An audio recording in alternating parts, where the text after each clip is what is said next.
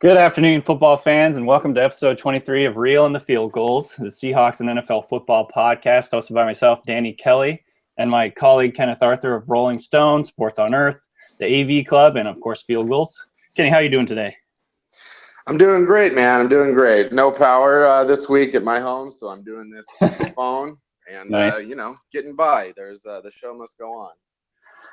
Absolutely. And today's episode should be, in Kenny's terms, a real corker, because we've got a really cool guest for the show this week, a guy whose work has taught me a ton over the years, and he's really one of the best resources of football knowledge out there. He's a purveyor of one of the most in-depth and informational football sites on the net and smartfootball.com, and he also contributes at grantland.com. And he's also the author of two extremely excellent football books. The first, The Essential Smart Football. It's one of my personal faves. I've read it more than one time. It's one of those books that you can read multiple times and still glean new information every time you go back. And he also has a new book hitting digital shelves this week. I don't know if it's hitting physical shelves as well. We'll talk to him about that. And it's called The Art of Smart Football. And it's very high on my reading list right now. So, yeah, we're excited to welcome Chris B. Brown to the show. Chris, how are you doing? Doing great. Really happy to be on, and you guys know what a big fan I am, so it's a pleasure for me. Yeah, it's great to finally kind of connect in person, quote in person. Talk to you a lot on Twitter, and always have some good discussions about Seahawks related stuff. So we're excited to talk about that stuff. But first, kind of want to just chat about your new book. What kind of things can people expect? What are a few subjects that you hit on, and kind of what's the background of the project? Sure. In some ways, it's an intellectual sequel to the first book, The Essential Smart Football, and that it's a similar structure. It's a collection of different chapters, each dealing with a different subject. Whereas the first book was probably more just idea-driven, maybe a scheme or a concept. Mm-hmm. And there's lots of that here. This one is probably a little more story-driven, where really delving into a coach or really a player and sort of how they came about those schemes or this development of this trend, and sort of getting into their thought processes and then sort of their history and their background influences. Cool. And sort of you've got a collection there. So the hope is that by the time you read it, you really get a sense of the what makes football fun, which is the cat and mouse game about there's an action reaction.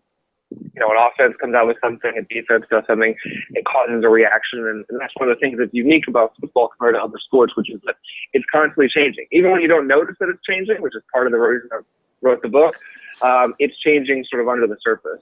And we can talk about some of the things that have been going on the last 2 years, but it's also one reason why you can watch football every year and you watch it and it sort of looks like the same game. And then you turn on a game from 10 or 12 or 13 or 15 years ago, and it looks totally different. And it's not just the graphics on the broadcast, and it's sort of shocking that, oh my gosh, actually changed a lot. And that's what's fun about the game. Chris, is that what got you into watching football? Because when you project, smart football, you want to say that you're projecting something about the game that's on another maybe deeper level or a more intellectual level. Is that can you describe your relationship with the game growing up and how you came to love it so much? Yeah, that's a huge part of it. I always really enjoyed it. I played growing up, played in high school, and always was fascinated by that. Unfortunately, I played for really good high school team. We won a couple of state titles, but I also got to go to a lot of football camps and got to be around. And it wasn't, I did some of those where you go to a camp and I went like Notre Dame's camp and Lou Holtz, as you see him for the photo and then he vanishes for the week. And then you're coached the whole week by some random local high school coach. I used to go to everybody talks about the Manning quarterback academy now, passing academy. And really the predecessor for that nobody talks about, which is probably a good story idea for me, is they used to run this thing called the old Bowden Quarterback and Receiver Academy, which they would hold either in random campuses in Alabama and a few other places. And this was back when, Bobby was at FSU and Tommy Bowden was the coach at, Tulane and then Clemson, and Terry Bowden was at Auburn. But they would you would go there and your position coach was Tommy Bowden, or like my position coach was Terry Bowden, or wow. When it wasn't, I had a guy named, everybody called Coach Rodri, who was the offensive coordinator at Tulane, who happened to be Rich Rodriguez, who happened to turn out to be pretty good. And then, my other position coach was one year with a guy named Phil Savage, who then was the general manager of the Browns and was, you know, the Senior Bowl and everything. So it was sort of a crazy experience to actually be around some of those guys, even at the high school level. And then I used to go also from Louisville, Kentucky originally, and this was back when the you know, the spread offense and all that kind of stuff was really just getting going. And you know, the head coach at the University of Kentucky was getting Hal Mummy, and there's offensive coordinator was a guy named Mike Leach, and got to go to their camp. And talked about this a little bit in the first book. I had sort of a chapter about some of that stuff, and got to be around those guys. The University of Louisville used to go to those camps, and those guys, and also all the coaches that come to our school, so you get to sort of sit in meetings and things. Was the head coach at Louisville was John L. Smith, but the offensive coordinator one year was Bobby Petrino, and then the next year when Petrino went to the Jaguars was Scott Linehan, who's now the offensive coordinator with the Cowboys. So I was really fortunate to be around a bunch of sharp guys. And then similarly, when I went to Purdue, there was, got to be around the team some. I didn't do any official position there, and I didn't play. But Greg Olson was a position coach, and he's been offensive coordinator at a bunch of places in the NFL.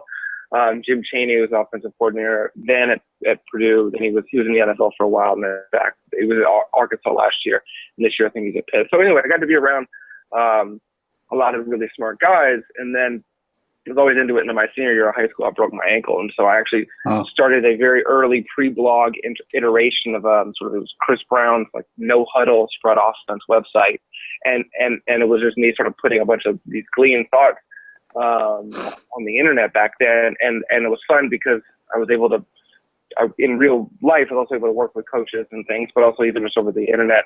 And my relationship back then was, in the early iterations of smart football, was very coach driven. I wasn't really writing for fans. I wasn't writing for anyone else. I was really writing for coaches.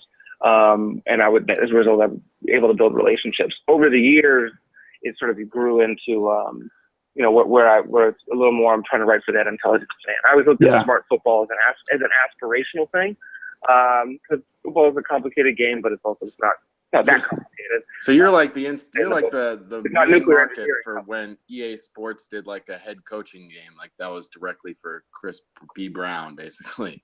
People that are like, I would love to be not the player but the coach. I'm sorry, I couldn't hear. Oh, I'm sorry. Can you hear me, Dan? Yeah, you kind of cut out there for a second. Go ahead and say that again. Oh, gotcha. It must be this phone, man.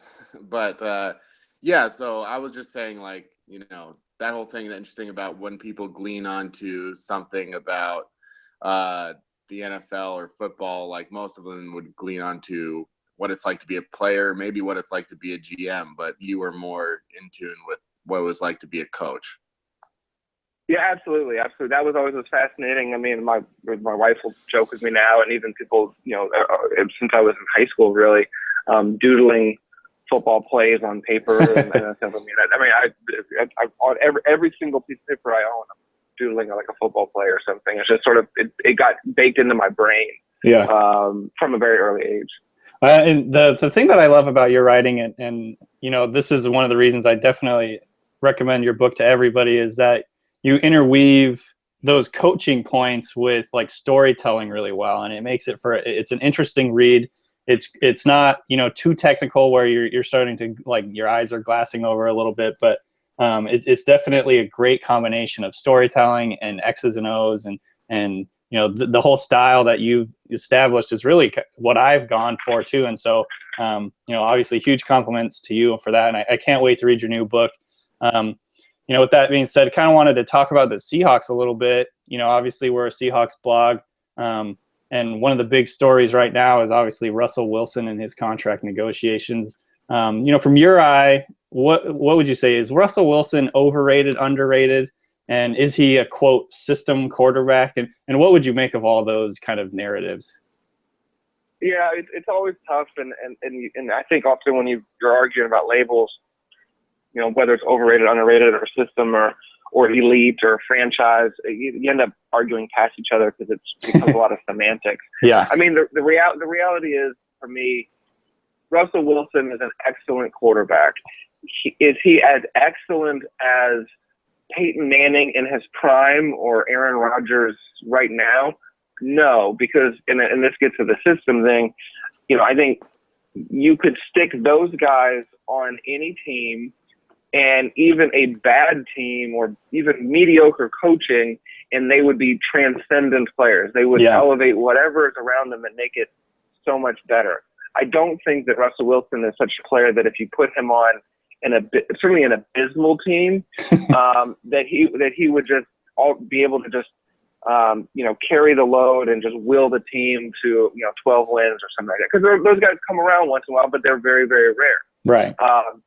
Which is not to say, I mean, I don't want to play the game too much, but you can go back in history and say, could Joe Montana have willed a crappy team with bad coaches to 13, 14 wins a year? It's not really clear. We have a data with Steve Young, who Russell Wilson's often compared to, and when Steve Young was on the Tampa Bay Bucks, he was awful. Yep. As was the team, and it took him 7 years or something to turn into who he became. And by the way, he was on the 49ers, and he had Jerry Rice and great coaches and all that kind of stuff. So trying to tease out these sort of alternate universes is always tough. But as I said, he is an excellent player, and he's a very effective player in that he presents a lot of challenges for defenses. And we can talk a little bit about the Seahawks offense. I think probably Seahawks fans probably go back and forth constantly with the offense. Some weeks it's like it was great and they're doing all this novel stuff and it's working, and then the next week it's like, what is all this stuff being jammed together, and it doesn't seem to have any continuity. And I think that's there, and then part of that is probably a little bit of continuing to revolve around Russell Wilson, because there are things he does better and worse than others. I do think it's a misnomer that he can't drop back and read a defense and hit a receiver in a progression or read a coverage. But again, it's not to say that he's as good at it as Tom Brady. But he's also still young in his career, so he's still developing those things. And it's not like the Seahawks have really surrounded him with, elite receivers. We get into kind of what they're doing now with Jimmy Graham and everything, but they've had a lot of undrafted guys and all that kind of thing. So it's and then the last point is just, what value do you put on his athleticism and his speed and his ability to hurt defenses? I forget how many yards last year. It was what was it, like 750 or something, and he had like 8 yards per carry average. Yeah, that's pretty dangerous, and that helps you win some games. And the one thing that is attractive about him compared to say like a Robert Griffin III, you guys watch every game and every snap. It doesn't feel like Wilson's taking a lot of hits. No, he seems very adept at avoiding the big hits, which you're always only one move away. You even in the pocket.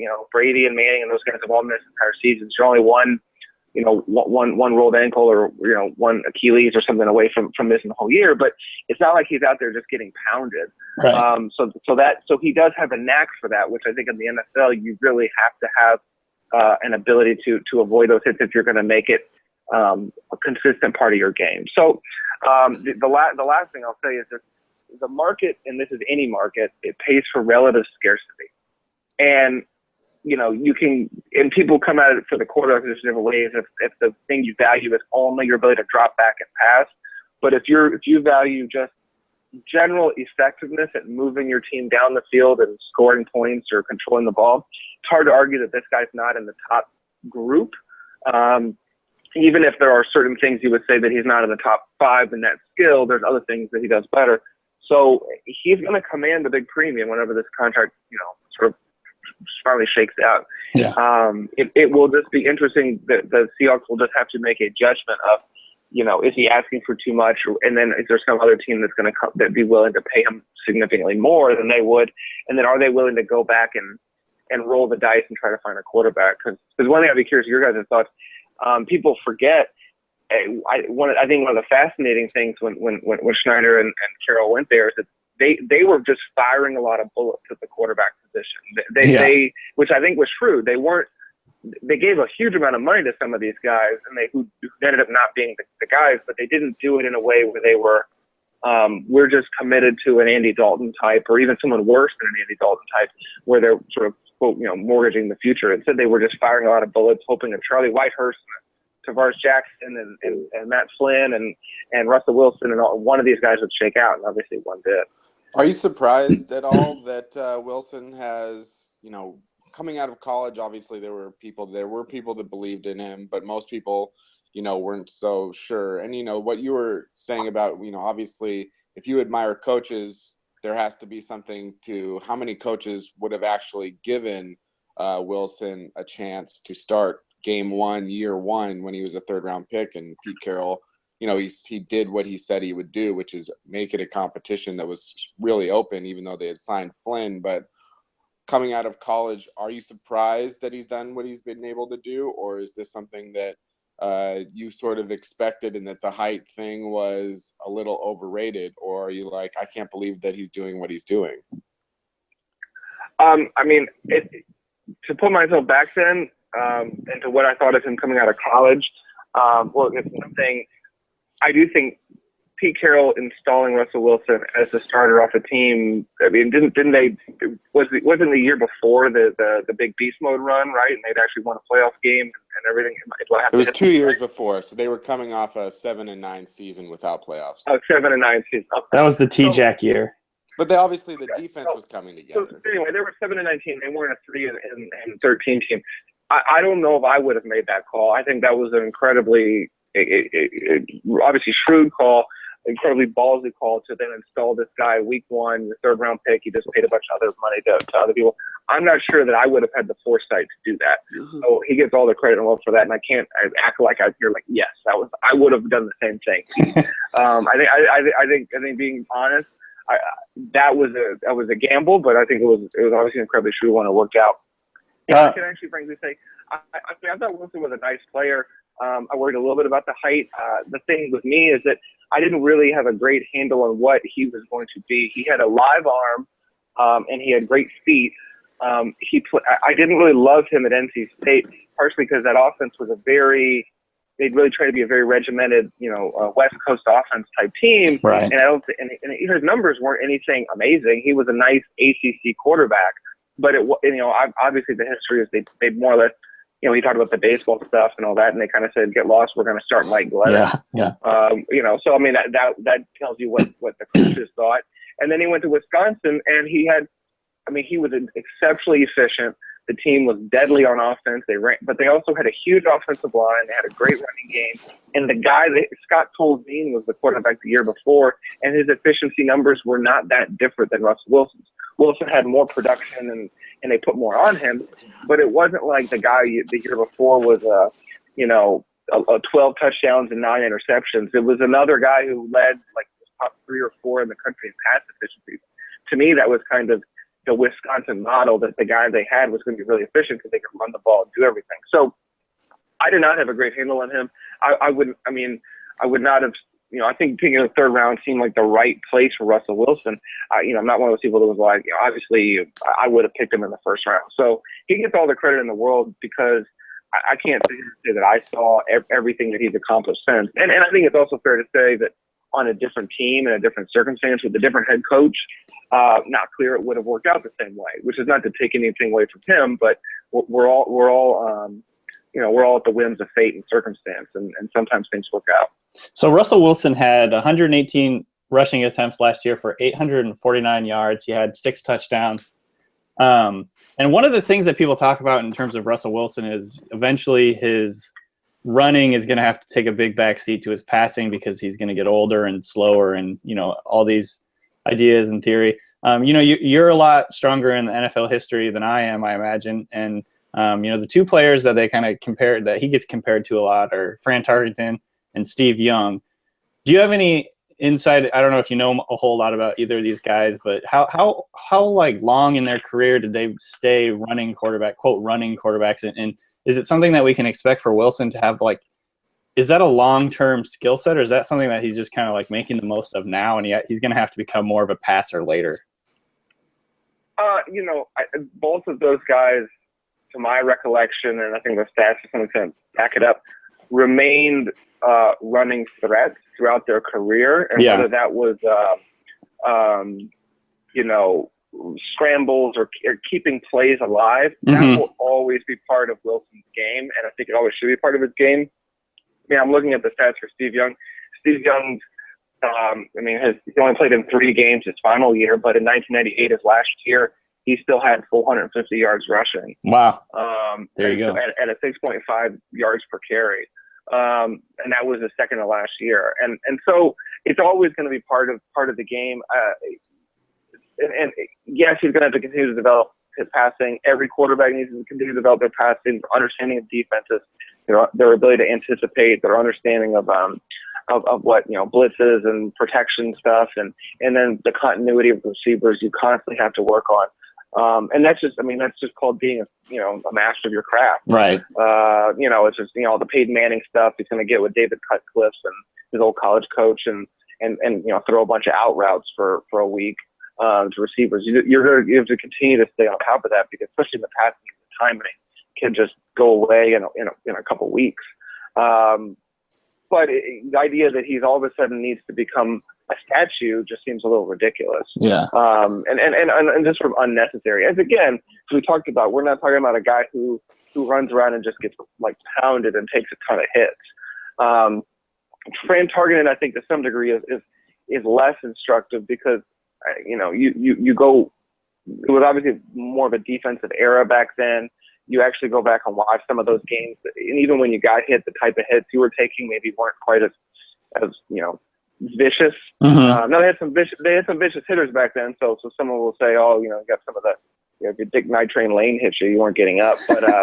But but I mean, just, the velocity and the physics of the whole thing, how big and fast all these guys are. Yeah. I do think it was a little bit of a different animal. So look, I mean, I think he just has to. It's the old coaching cliche. What does he have to improve? Well, he has to prove everything. What does he have to, work on? Well, he has to improve on everything. He's got to keep getting better on it. But I don't think there's anything that says he needs to now just stop running or stop scrambling. And I do think that there's a big difference between being a quote running quarterback and then a quarterback that keeps plays alive. Every coach will, at least if they're being honest, will tell you they like a guy who can keep a play alive. They don't want him to take hits. They don't want him to make bad decisions when he does it. But you drop a play or you call a play, and if you think it's going to be a great one, you're going to run the old West Coast Texas route because they're going to be in Tampa too. And then they shift to a different defense, and the quarterback drops back, and then the guys get jammed at the line. So then he kind of holds the ball, and then somebody breaks free, and he's able to move away from the rush and get a first down. I mean, that's just called being a football player. Just veering the top. That he does. I mean, it's obvious he's done from as soon as he hit the league. He's been very good at that. Just veering the topic to the left a little bit, just because, I want to see the smart football. I want to hear the smart football. Everyone wants to hear it. And so what's your smart football take? Final play of the Super Bowl. I mean, look, I think the only thing I have, which is, it's a heavily reported play, obviously, which is, one, I'll say that the smart football thing that I appreciated is the story that they worked on, the Patriots worked on that exact little quick screen or pick play that week, and it was the same guy and the same personnel group and they actually scored on it in practice. And I think that, to me, the smart football take on that isn't, all credit to Belichick. I mean, that guy is something else. So on that's my smart football take there. In terms of what they should have done, it's hard to argue that, should I throw this little random pick play to the right, or do I turn and hand it to a guy named Beast Mode? Kind of starts to sound obvious. And also, and I actually should go back, but you can get into the really weird timing of the whole thing, where the Patriots didn't call the timeout, and then the Seahawks looked a little disjointed.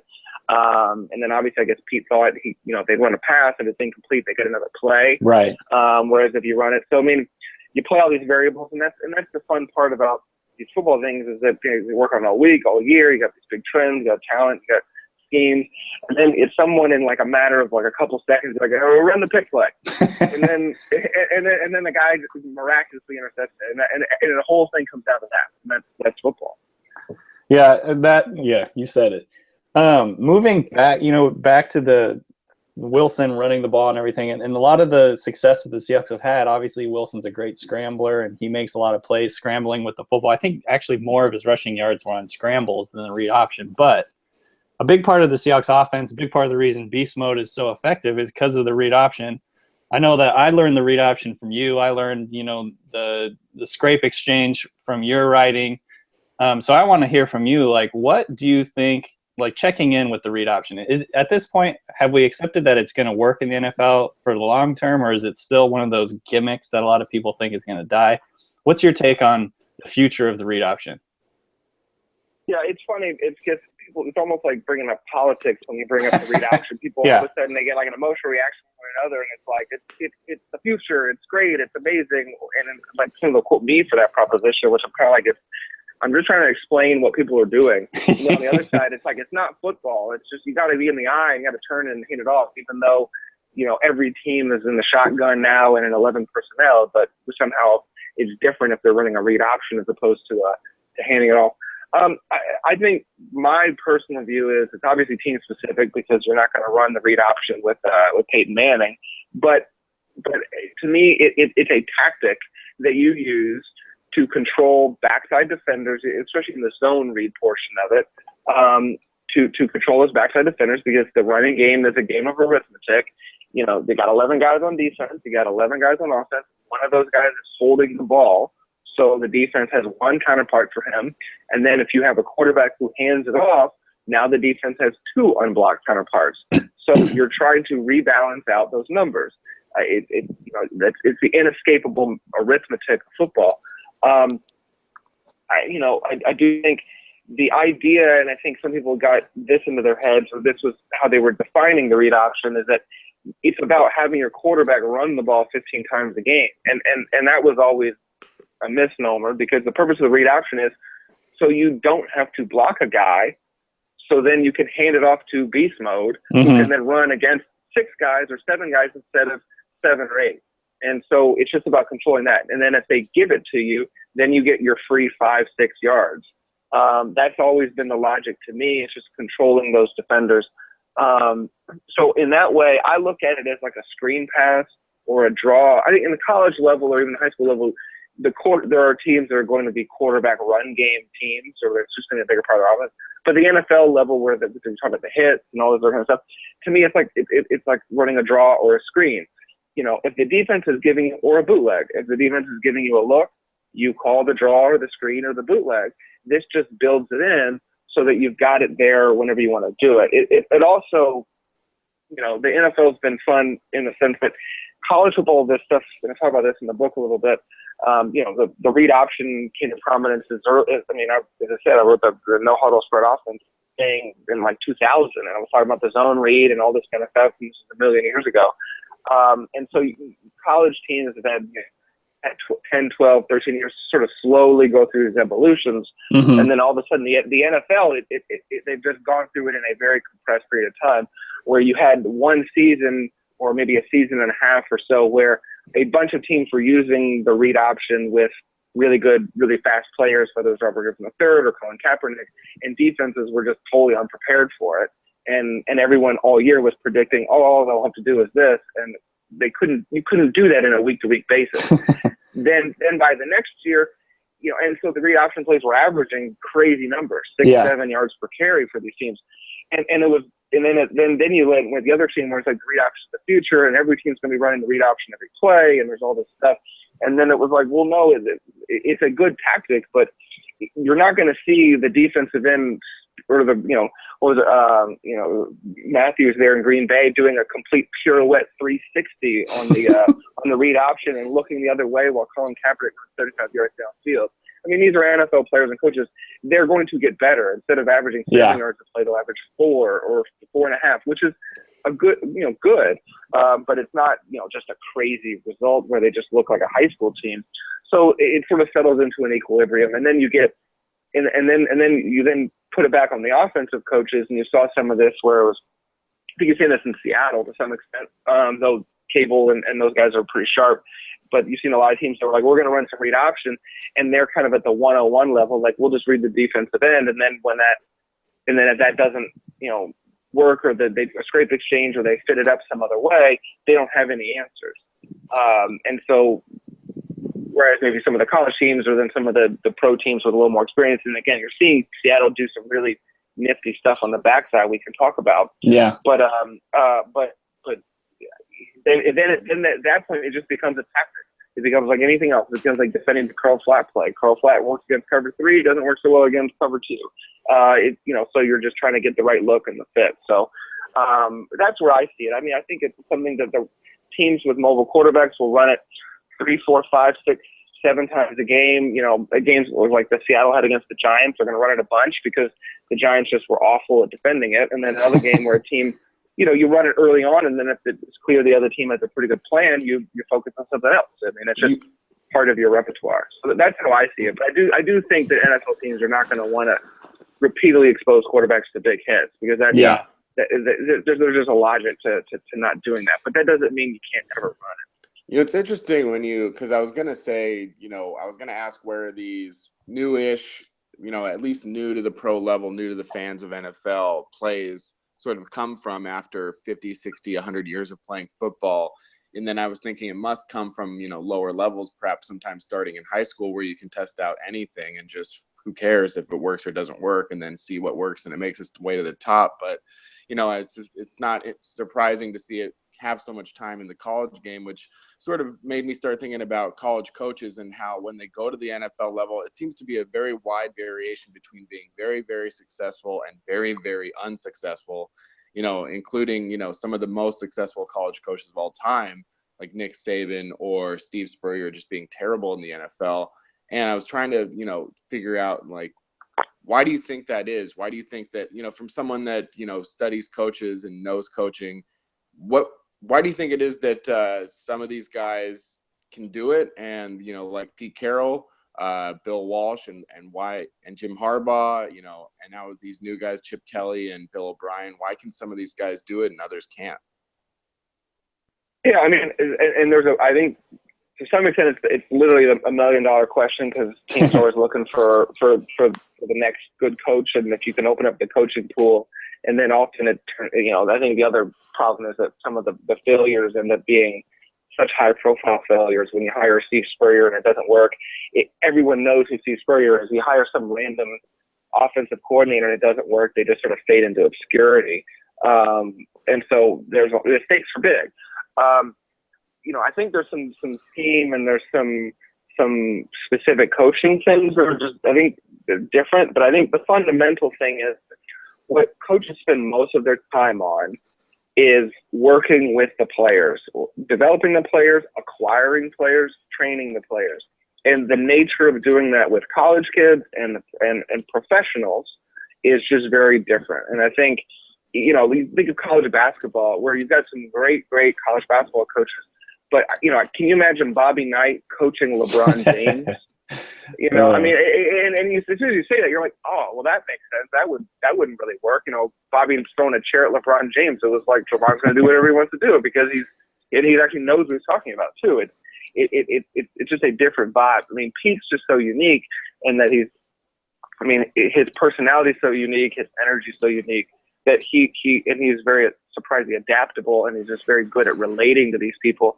So he was a great recruiter in college, and he had the energy to do it. He just got excited by going to, tough places in California and Los Angeles and walking into homes and recruiting people and winning over their families and then getting them on campus and working with guys and nurturing them and then training them sort of mind, body, and soul, and then as well as for football. And then also working with professionals and respecting them as professionals, but then also asking them to do things they don't want to do.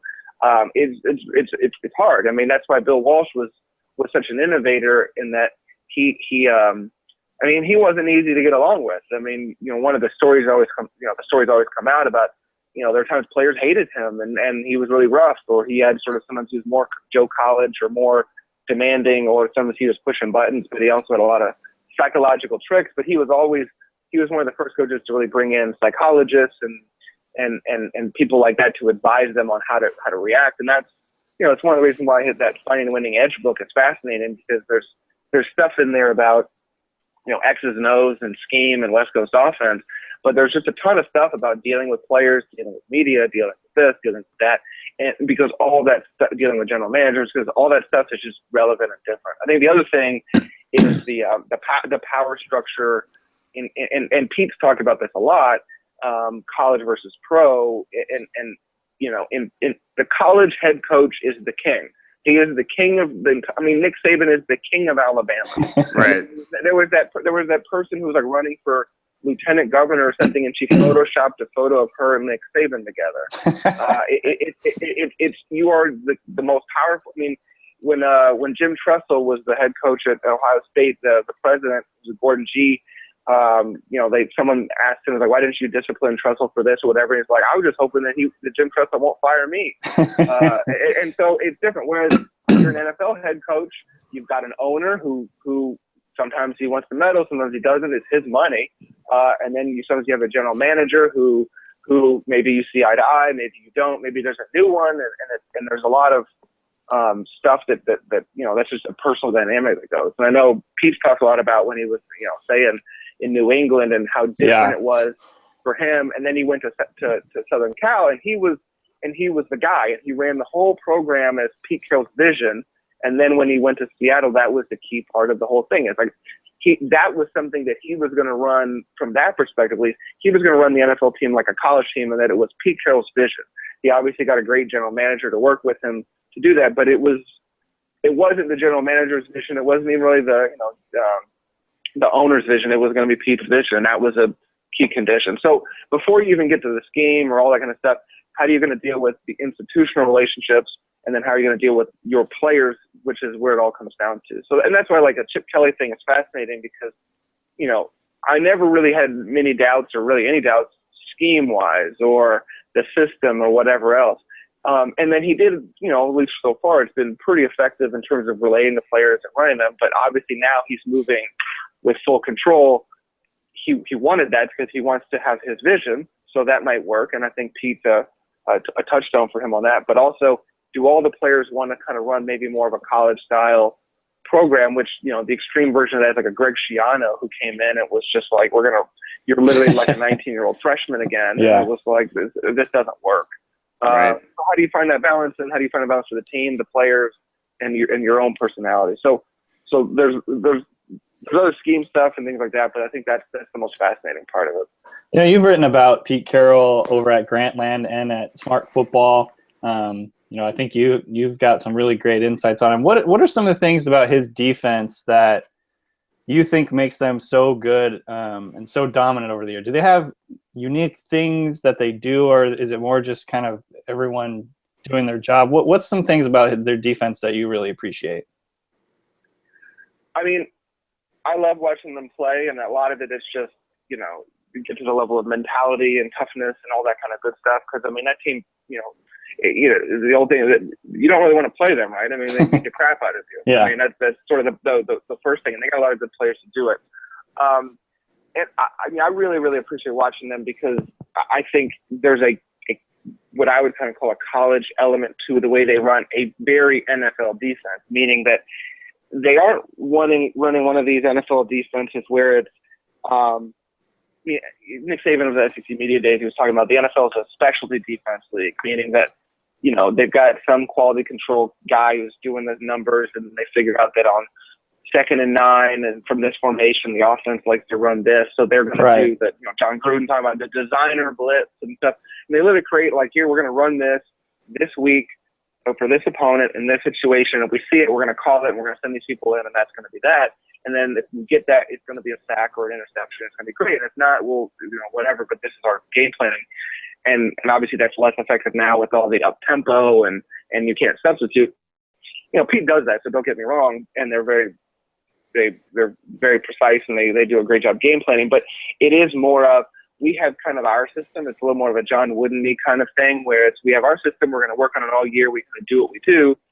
And obviously we'll talk a lot about, they run a lot of cover 1, they run a lot of cover 3, but I also appreciate that, it's not, to use Saban's terminology or Belichick's terminology, it's not country cover 3, where it's just, you drop to your spot and you say, let's break on the ball.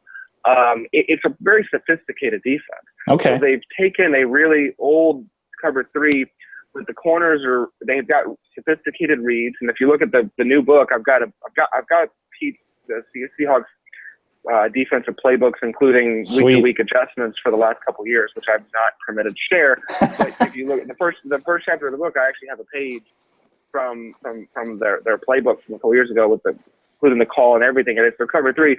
But you can see how they've got the rules built in, and then the corners have reads, and it's a little more sophisticated than just saying you got the deep third. They're actually reading the receiver, they're reading number two, and then it depends on whether they're turning into man coverage, or they're man coverage looking for certain routes, or they're just dropping to a third, or what they're kind of doing. And then within that cover three of that base call, they have a ton of adjustments based on, like every NFL team does, but a ton of adjustments if they call the cover three or the basic call, but then they're getting a different formation, or they get, maybe a trip set, or they've got some other new look. They can make specific calls, and then it becomes little different coverages within it. Like maybe the corner and the safety and the outside linebacker are now kind of playing a different coverage scheme. Maybe they're playing a palm scheme, which is itself maybe sort of an adaptable cover two / quarter / man coverage, just those three guys based on the release of number two. So I think it's a fascinating package, and it's, Pete's been running this defense or versions of it for years and years and years. And so for him, it's like a second language, but it's all very thought through that we're going to do simple stuff. So it's very building blocks, and people, that's why they're able to plug and play guys. But we also have answers for what they're doing, and it can get as sophisticated as any defense in the league. But at its core, it's probably the simplest defense in the league. And I think that's the challenge in the NFL. How can you be both of those things? How can you have all of the answers you need? How can you have all of the adjustments that you need, but at core be something that's really simple for your players to learn, and really that they can sort of rally around? And you watch that, and that's comes from every Seahawks game. Chris, I don't think a lot of fans watch football and think about what schemes are being run or what the play is. And I think a lot of us probably just like watching, he got yards or whatever. We're just happy. So I'm curious, from your perspective, and we can just talk about last season or whatever, but from your perspective, watching and paying attention to the schemes and studying actually what's going on the field, what coaches just drive you insane? Like that their schemes are just so batty that you kind of hate watching their games. Like they could be successful or unsuccessful, but which coaches really drive you batty? There's a few, and maybe my own biases. I tend to probably get more annoyed at offensive coordinators or sort of offensive schemes than defense. Whereas, if the defense is looking bad, one of the realities is that great players you need really good players to play great defense. It's just sort of an animal. I think you can engineer more on offense. So even the converse also ends up often being true, where if you have really good players, it's hard to be really, really bad, though you could still be bad. I will caveat and say that I watch schemes and I watch technique and all that stuff, but there's nothing wrong with just watching as a fan. And I think that's one of the things that I do try to bring out even when I'm writing, is that, I'm not trying to sterilize the subject where you shouldn't enjoy this great catch or this great play or this great block. It's actually more about, here's another way to enjoy those other things, because you watch a great catch or a running back, but if you understand the schemes a little bit, you can also watch the right guard just blow this guy over, or a linebacker fit the run and stop it for a loss. And it's like, that was a great play. So it's actually trying to bring those visceral parts of the game back out. But, I don't know. Frankly, the guy that and one of the problems of being a college football fan, and I do like to watch SEC football, is that everybody's sort of beating pinata the last couple of years. Brian Schottenheimer has been just, especially being in New York, which with the Jets, it was just so frustrating to watch his teams and his schemes. And then I didn't watch that many Rams games, but then you put them on and you would immediately be like, this is why I don't watch these games.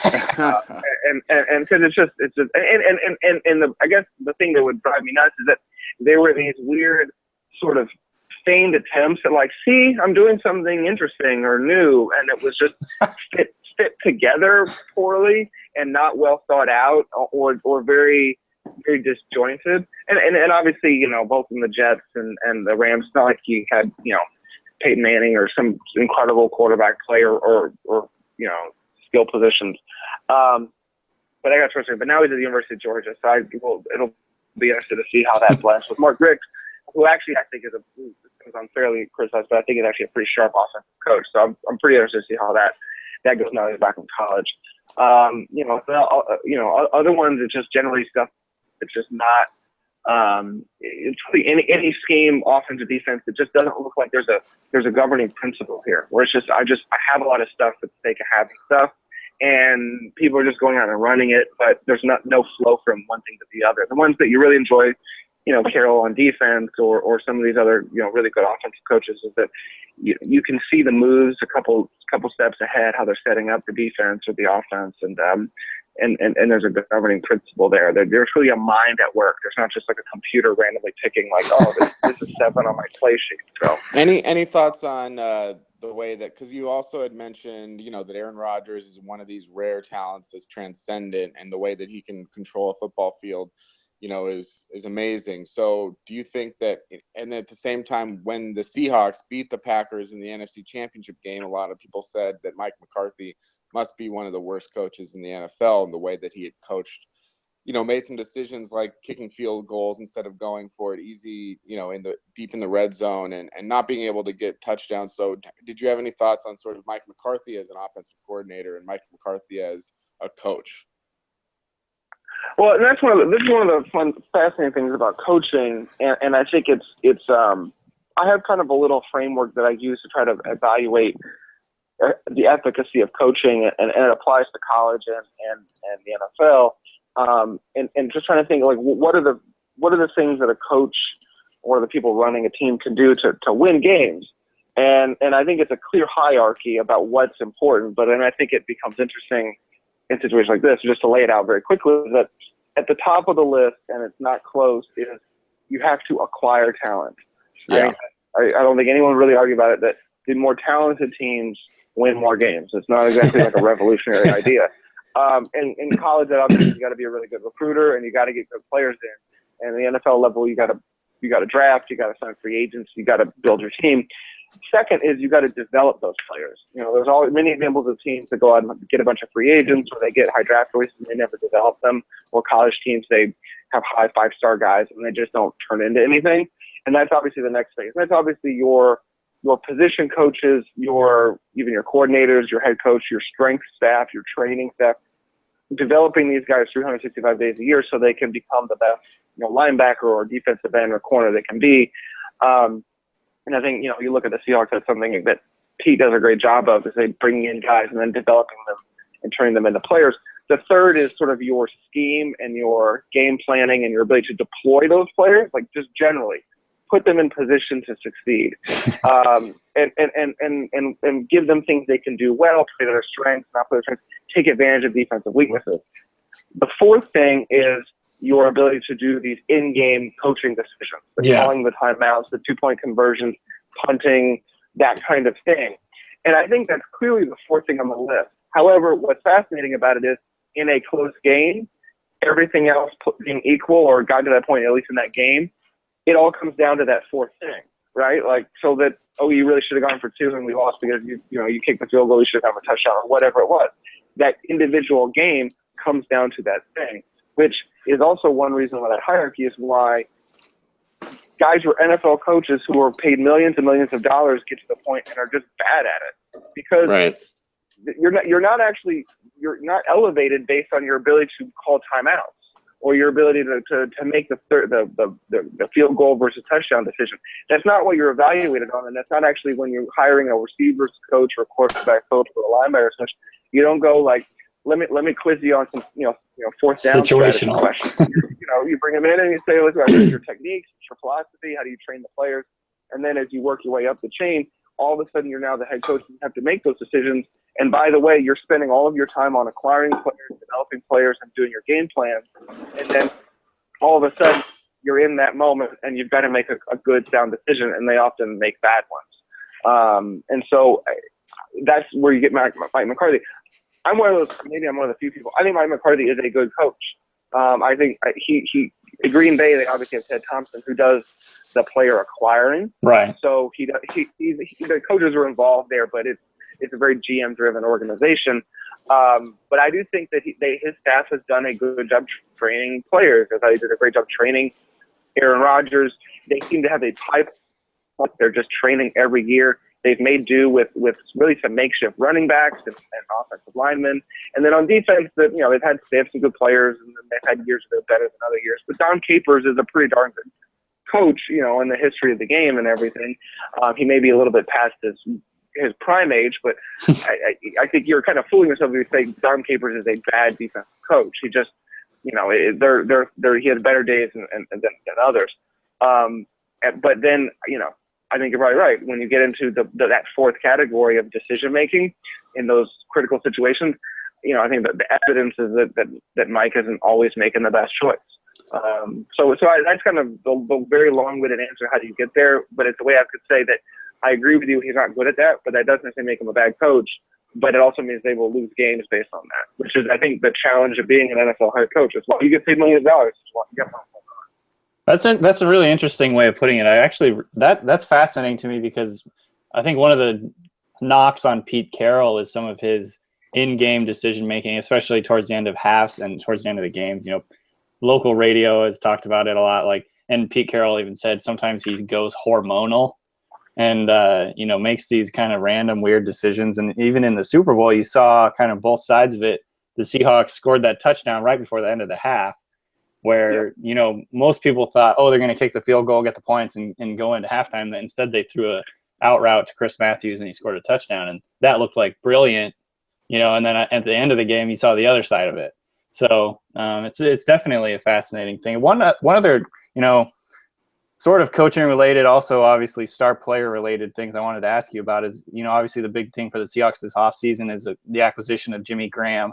And I was curious what you thought on what he's going to look like in the Seahawks offense. Obviously, the Seahawks offense is run dominant and one of the lowest. I think that Russell Wilson threw the fewest amount of passes in the NFL for a starting quarterback last year. So obviously, it's going to be different than what happened in New Orleans, what he did in New Orleans. What kind of role do you see him playing in the Seahawks offense?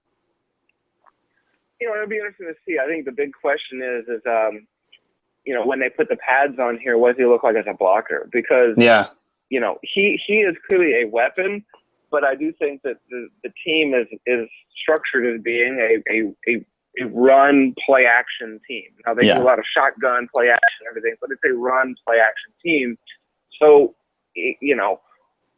you want your tight end to at least be some sort of legitimate blocker. I mean, if they end up just using him as some kind of slot receiver, that's fine. And maybe he's more just trying to screen off the nickel back or the outside linebacker. But, if he can be a dual threat guy in an offense like that, then I think sort of sky's the limit. And it also prevents them from having to take him out of the game. Yeah. To the extent that he is not a great blocker, then they're going to be constantly racking their brain saying, we got to put the blocking guy in, and then as a result, the defense is going to know I'm just guessing, but the run percentage will probably go way up, and then they put him in the game, and then the pass percentage is going to go up, and that will just be a constant sort of behind the scenes struggle throughout the year.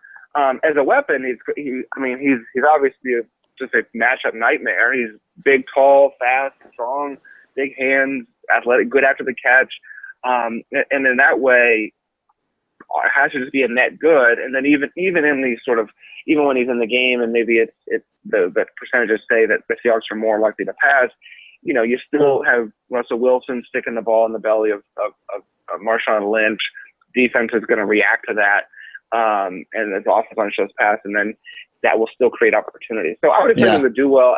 I don't know if it'll be the volume situation he had with the New Orleans Saints, right? Which then you can get into, and I'm not a big capologist type guy. Even if he's a very effective threat for you, are you paying too much because you're just not throwing him that many balls? Whereas maybe in the Saints offense, there's a ton of passes to go around, so you better pay the guys who are going to be catching them. I don't know about that.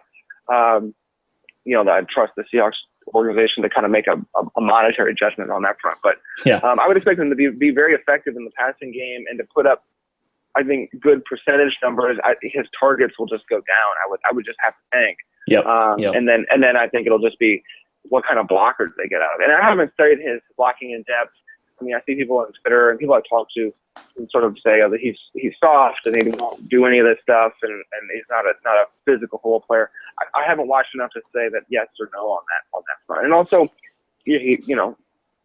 the Seahawks, I mean, there's kind of a culture of being a tough player. So all of a sudden, you're doing Oklahoma drills or bag drills or whatever with some pretty tough guys, and with guys cheering you on and maybe you kind of get in the spirit of it a little bit. Jimmy Graham is obviously, when he was with the Saints, he had trouble against the Seahawks, as a lot of tight ends did. Aaron Rodgers has trouble against the Seahawks. It's a tough defense, and a lot of that centers around Richard Sherman. So I'm also kind of curious, as Richard Sherman, I think that the only person that would say that he's underrated is probably Richard Sherman. Everybody thinks he's pretty good. Maybe, a lot of people, maybe they say he's overrated. And then, a lot of people say, the system, he doesn't move the sides of the ball. He plays weak receivers, blah, blah, blah. Is Richard Sherman as good as Richard Sherman thinks he is? Is he the deserving all-pro? Could he be better than Darrelle Revis? Or is he somewhat guided and helped by the system that Carroll has? So my answer is that I do think getting drafted by the Seahawks as an old converted receiver and getting in that system and getting that coaching, you could definitely play the alternate histories where if you land on the Bucks or something, you probably don't hear about Richard Sherman. That said, the people that I talk to, the closer they are to the Seahawks, whether they're scouts that work closely with the organization or people even on the staff, the closer they are and the more they understand the Seahawks scheme, the more they say that Richard Sherman is even better than you realize. Wow. If you really understand what he's asked to do and how the scheme works, that he's that good of a player. Now, is he in the right scheme for the type of player he is? Absolutely. He would be a different kind of player in a Tampa 2 or some other kind of system. But that's what they all tell me, that the more you understand it, the better he is. That's, as we talked a little bit, the corners are getting a lot of reads. And he has an uncanny ability that, a lot of times in that scheme, the job is to not give up big plays over the top. But it's really his ability then sort of allows him to have really almost no threat of that happening while also being so aggressive on underneath stuff. Now, part of it is that he's able to get in their face and then to kind of route guys on outside releases, knowing that he's got help in different places, which then limits the number of routes in certain areas he can defend. But, if you look at the guys who've had across from him, they've all been pretty successful, but they give up a lot more balls than he gives up. And I think that's a testament to his ability to sort of do it all. And the whole doesn't change size thing. I mean, to me, that's just, people are looking for something. I know it comes up with receivers and college systems, whether you're on one side or the other. And it's really just a philosophical thing and how you want to coach your defense. And then I think how you want, and I think a lot of it has less to do with his ability or his talent than what we talked about earlier, where they're making calls and and then some of those, especially on those calls, they're making reads. It's trying to coach the corner, the nickel back or the linebacker and the state harmony. And then if you're flipping sides and everybody, you're constantly shuffling. That kind of harmony has as much to do with why they don't flip sides as any kind of talent or scheme or something like that. Who would want to live in this alternate reality where you didn't get to hear about Richard Sherman, the Bucs cornerback? I think we all love him or hate him. We all benefit from the ridiculous stage that he has. It would be a terrible reality. What I really would love, somebody, and I think Sherman's talked about it, but someone had, secret tapes of back when he was at Stanford and just was not getting along with Jim Harbaugh. Yeah. I mean, that has to be, there's got to be some great YouTube videos on that, something that will go viral. They got into it apparently, and it's one reason why he moved from receiver was to get off Jim's offense. So, that is a reality that I don't want to live in where that didn't happen. Chris, where can we find your book? Obviously we'll link to it on the site, but where's the best place to find it? Sure. I mean, I think the easiest place to find it is on Amazon.com. It's the Art of Smart Football. You can just punch it in and it'll come up, or my name, Chris D. Brown. Okay. You also go to my website, smartfootball.com. The book's available in paperback and an ebook. It will be available soon through Barnes & Noble and other sort of local bookstores. But I think the easiest thing is on Amazon.com. You can get it on Kindle, right? Yep. It's Sweet. the Kindle just came out, I think, 2 days ago. So it's take it anywhere you want to go. Yeah, Yeah, go ahead, Kenny. Oh, I was just saying, might I suggest writing The Smart of Art Football, which would be like a book about the genius of football paintings or something like that. Well, my daughter's pretty good with crayons, so I'm going to let her work on that one. Just the thought.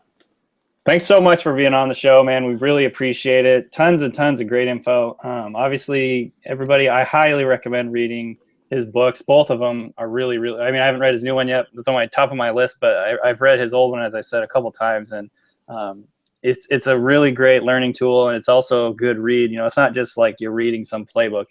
It's storytelling at its best. So highly recommend that. You can follow Chris Brown on Twitter, Chris B. Brown, that is, on Twitter, not the pop star, at Smart Football.